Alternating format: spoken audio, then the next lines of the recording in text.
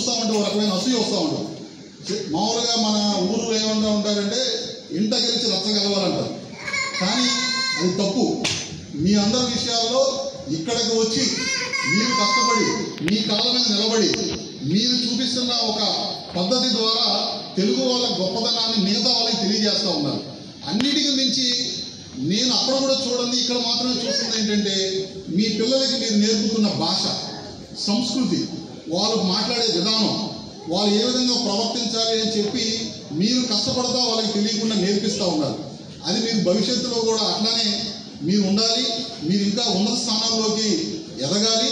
తెలుగు వాళ్ళ గొప్పతనాన్ని అందరికీ తెలియజేసి ఇంకా మంచి స్థానాల్లోకి మీరు వెళ్ళాలని చెప్పి ఆరోగ్యవంతమైన జీవితం, కుటుంబ సభ్యులతో ఆనందంగా గడపాలి.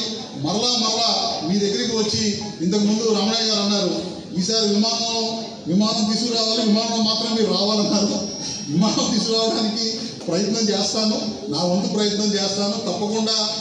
అదొక్కటే కాదు, ఏ కష్టం వచ్చినా సరే మీ ఇంట్లో మీ వారికి మీ ఊర్లో మీకు ఏదైనా ఇబ్బంది వచ్చినప్పుడు మీకు ఒక సోదరుడిగా, మీ కుటుంబ సభ్యుడిగా మీకు ఒక వాట్సాప్ మెసేజ్ దూరంలో నేను ఉన్నానని చెప్పి ఎప్పుడు మర్చిపోమాకండి.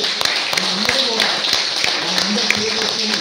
ఏ కష్టం వచ్చినా సరే నా శక్తి ఉన్నంత వరకు పార్టీ ఇచ్చిన బలం నా వెనకాల నిలబడినంత కాలం మీకోసం కష్టపడతానని చెప్పి మాటిస్తూ ఇటువంటి మంచి కార్యక్రమంలో మహానాడు కార్యక్రమానికి నన్ను పిలిచి మీరందరూ కలిసి అభిమానంతో ఈరోజు సెలవైనా సరే ఇచ్చేసినందుకు ప్రతి ఒక్కరికి పేరు పేరున మరొకసారి నా ధన్యవాదాలు తెలియజేసుకుంటూ జోహార్ అన్న ఎన్టీఆర్ గారు, జోహార్ ఎన్టీఆర్ గారు, జోహార్ కోడెల గారు, చంద్రబాబు గారి నాయకత్వం, చంద్రబాబు గారి నాయకత్వం.